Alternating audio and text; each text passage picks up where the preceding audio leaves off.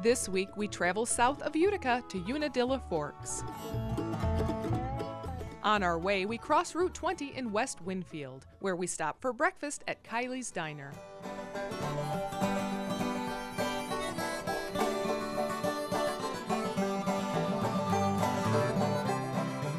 Although it's hidden away off South Street, it seems the locals have no problem finding it. The clever wraparound counter is conducive to conversation, which seems to be a popular pastime.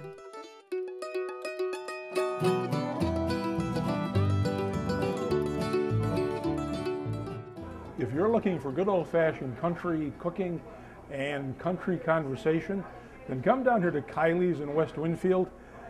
The food is unbelievable. Take a look at what they call their breakfasts. Kylies Barnyard breakfast, slop, the 2x4 which I had. You get 2 eggs cooked to order, two pancakes, 2 slices of bacon and toast, all for $5.50. Now that is a country deal. Originally I worked for the previous owner. I worked for her for about 13 years and then she decided to leave, so I signed on and I've been here about a year now.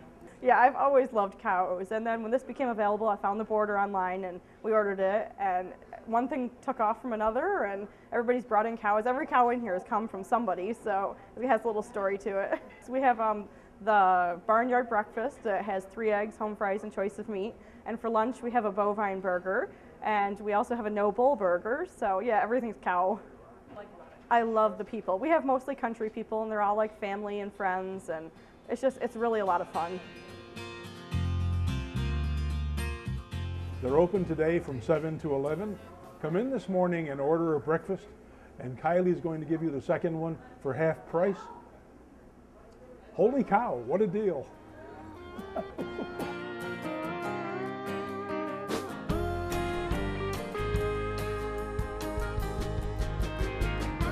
It's been a long time. You're sure looking fine. It's nice to see you. Before we head out of West Winfield, we stop next door to historic Davis Hardware. Here we pick up a copy of the Upper Unadilla Valley Association's book, Saving Our Valley, which will surely help us on our tour of Unadilla Forks. Bright colors, they stay the same. All the stars. We take a shortcut from Route 20 down County Highway 18. This scenic rural road takes us to Unadilla Forks and over the dam that holds back the mighty Unadilla River. It is believed the first dam was built here in the early 1800s. Subsequent dams were constructed. The most recent dam was repaired in 1977 by the Carparelli brothers in memory of their father, who used to fish the mill pond. Just a little ways down from this modern dam, the east and west branches of the Unadilla River meet. In fact, Unadilla is the Oneida Indian word for meeting place.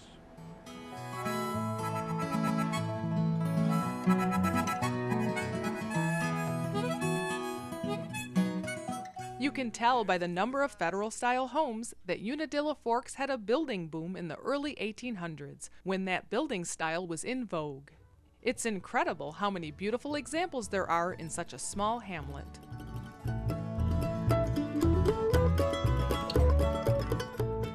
This beautiful federal-style house caught my eye because of the maple tree out front. The house was built in 1828, and on a map in 1905, it was called Maple Shade. To see what we can see. We are given a walking tour of the hamlet by local historian Nancy Melville. Let's see what we can see. The original people settled here. They came down from the Skaneateles Turnpike, which was about 2 miles south of here. And because of the river, water power, and they had mills and so forth along the river. And the east branch comes from Bridgewater, and the west branch comes from Miller's Mills, and that's why they're here, water power.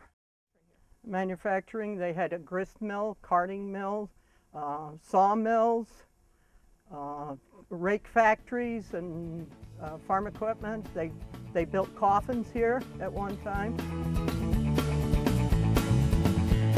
I got the job and I got the money, got the home, got the honey, but where does it lead me from here? If you ain't got smiles, you ain't got nothing, you ain't got love, that would be something, and I wouldn't even last, no, not a year.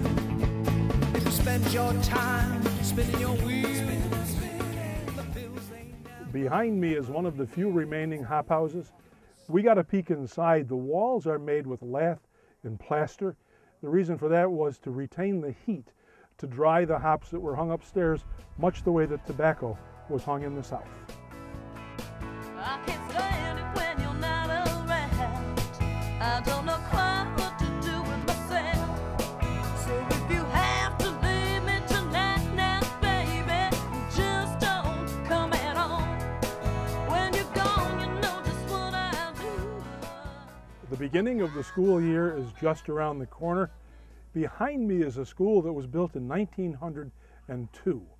An interesting fact is there were 3 teachers here who taught grades 1 through 9, and the total number of students was usually around 65.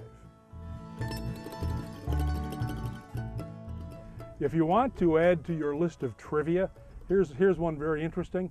Farmers were paid to plant these maple trees to provide shade for the horses back in the days of the horse and buggies.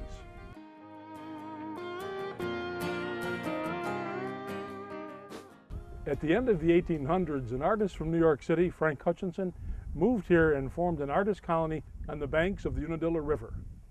The school attracted many landscape painters, so many in fact that the railroad sold more tickets to this destination than anywhere else on the railroad line.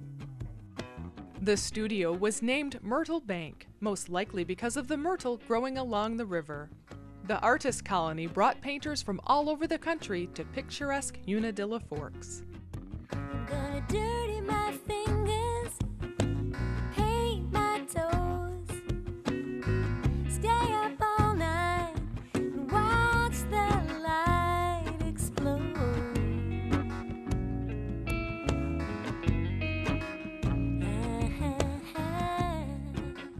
To cross the Unadilla River, you have to go over a bridge. If you look at this bridge here, down there is the end of Otsego County, the beginning of Madison County.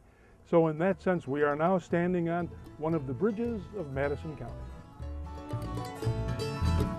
Traveling round